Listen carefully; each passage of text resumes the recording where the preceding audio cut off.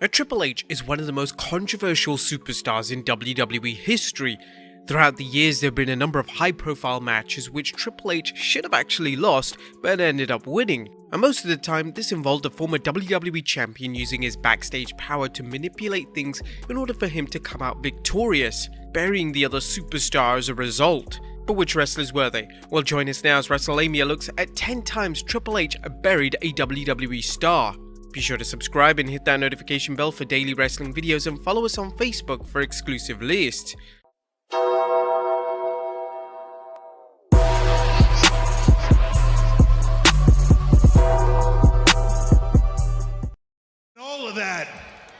All of it, life's work, almost all taken away because of one man, Sting. Number 10. Sting.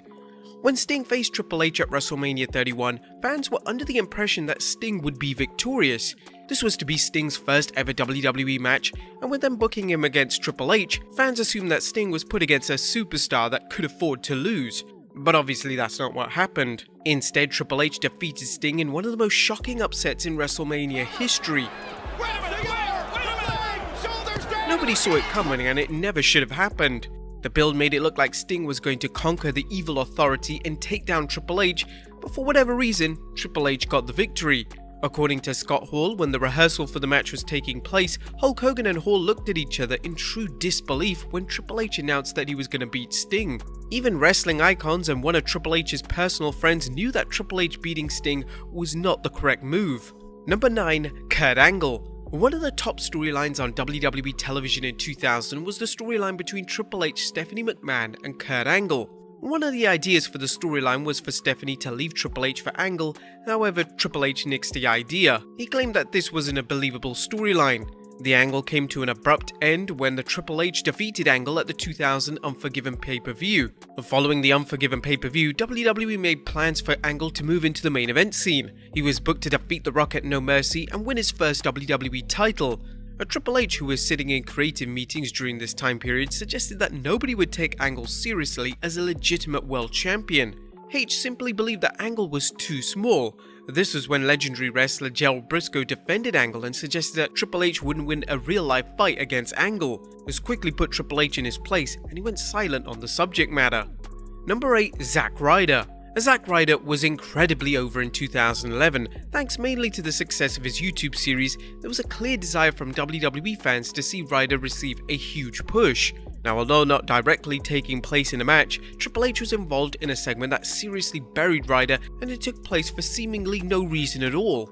In the now infamous segment, Triple H executed a pedigree on Ryder. The worst thing about this was that the segment was distributed via YouTube and social media, and these were the platforms that Ryder was insanely popular on. It was just Triple H trying to make himself look like the biggest star, and this was a segment which didn't need to happen. Number 7. Dilo Brown.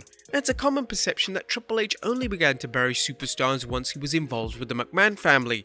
But this wasn't the case, and there are a number of stories of Triple H using whatever backstage influence he had, even before he met Stephanie McMahon. According to former head writer Vince Russo, Triple H outright refused to put over Dilo Brown during the Attitude Era. Dilo is considered to be one of the most underrated superstars in the WWE, and Dilo defeating Triple H would have been, according to Russo, huge for his career.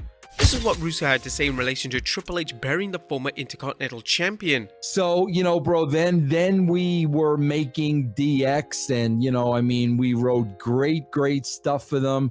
And then they were in an angle with the Nation. And I remember one night at Raw, bro, like Triple H refused to put Dilo Brown over. And now, bro, first of all, if you know Dilo, bro, is the nicest guy in the world. I could understand, I don't want to put the guy over, he's a prick. No, Dilo's the nicest guy in the world. And all of a sudden, Triple H didn't want to put him over. And I remember turning to him and saying, bro, the guy put you over like 10 times. Like, now it's time for you to put him over. But I remember, bro, because like from that moment on, I really looked at Triple H a little differently. It was almost like Dilo was beneath him, and not in my eyes, he wasn't. Number 6. Randy Orton. A SummerSlam 2004 featured Randy Orton becoming the youngest ever world champion in WWE history. On the night after SummerSlam, Orton would be kicked out of the Evolution stable and a babyface world title run for Orton was about to begin. Sadly, at the next pay-per-view, Triple H defeated Orton to end his title run. This premature title loss ultimately hurt Orton's credibility as a babyface, and his babyface character was now on borrowed time. Now, a reason to why this occurred, well, there have been a number of rumors throughout the years. One rumor is that Triple H believed that the WWE needed a heel world champion for Taboo Tuesday pay-per-view in October that year. This was a pay-per-view which involved fans voting for matches and opponents, and he believed that having a villainous world champion would make fans take interest in the pay-per-view. Another rumor was that Orton simply wasn't ready, and WWE management and Triple H himself decided that Orton needed to drop the world title as soon as possible. Now, this rumor makes little sense as Orton stayed in the title hunt for the next few months, suggesting that this wasn't the issue. Whatever the case, there was no reason for Triple H to defeat Orton just 28 days after Orton ascended to the top of the WWE ladder. Number 5. Scott Steiner. The two pay-per-view matches between Triple H and Scott Steiner are considered to be two of the worst pay-per-view matches of the Ruthless Aggression era. The two men simply didn't click and the matches were truly awful. When Steiner first reappeared in WWE, he was super popular with fans, but the time that he and Triple H had finished their rivalry, he was barely getting any reaction at all. According to Steiner, Triple H had a habit of burying WCW stars during this time, and Steiner in the past has made rather crude comments in relation to Triple H's behavior. Steiner also claims that during their two pay-per-view matches, Triple H would deliberately make Steiner look as bad as possible in order for Steiner to fall out of favor with WWE management. If this was Triple H's aim, it certainly worked, as the feud with Triple H was so universally panned that Steiner was left off the WrestleMania 19 match card completely. Number 4. Goldberg. Speaking of former WCW stars who Triple H buried during his career, Goldberg is perhaps the best example of a WCW star who Triple H took issue with. When Goldberg joined the WWE back in 2003, he was pushed to the moon. He defeated The Rock at Backlash 2003, and he looked set to capture the world title from Triple H at SummerSlam. Goldberg vs Triple H was the planned match, but that was until Triple H suffered a groin injury which forced WWE to change the match to an elimination chamber. Nevertheless, Goldberg still should have won, but it never happened. Triple H pinned him in the Elimination Chamber to retain the world title, and even worse, after the match, Evolution handcuffed Goldberg and began to attack him with a sledgehammer. The storyline was truly awful and it completely ruined his run in WWE. Goldberg failed to defeat an injured man, and WWE quickly realized how poor this booking was. Goldberg would eventually win the world title from Triple H at next month's Unforgiven pay-per-view, but sadly, the damage was already done. Number 3. RVD. In the summer of 2002, WWE made plans to make RVD the first ever world champion on the Raw brand. The plan, according to former WWE writer Seth Mates, was for RVD to defeat Triple H to become the first champion. He was even considered to main event the following year's WrestleMania in a title versus title match against WWE champion Brock Lesnar, but neither of these ideas came to fruition. Instead, they decided to simply hand Triple H the world title on Raw, and then he would defeat RVD at the 2002 pay-per-view, and RVD would just move down the card. Now, it's actually Triple H who was highly influential in getting RVD's title plans cancelled. The story goes that RVD didn't want Triple H's help with his promo skills, and before you knew it, he was moved down the card and he would have to wait 4 years before he would finally capture the world title in WWE. Number 2. CM Punk. The animosity between Punk and Triple H is well documented at this stage, but it all began in 2011.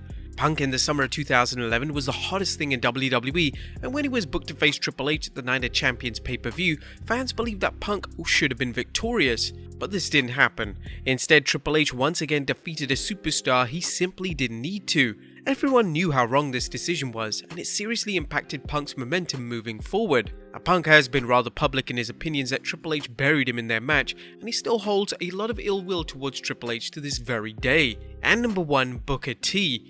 A WrestleMania 19 featured Booker T taking on Triple H for the world title. On paper, this sounds like a great world title match for WrestleMania, however the build and the match outcome made it one of the most controversial storylines in history. During the build, Triple H would verbally bury Booker T in any way he could, and he would even make racially suggestive comments towards the former WCW champion. The comments were so bad in nature that it was clear that WWE were going to have Booker T beat Triple H for the world title, Well, that was what the fans thought, but instead Triple H defeated Booker T, and to make things worse, Triple H waited around 30 seconds before making the final cover. The entire feud made Booker T look like one of the weakest guys on the roster, and it took some time for Booker T to regain his credibility, and this was all due to the actions of one Triple H. But there you have it folks, 10 times Triple H buried a WWE star. Be sure to leave your comments down below, and I'll see you next time with some more wrestling content.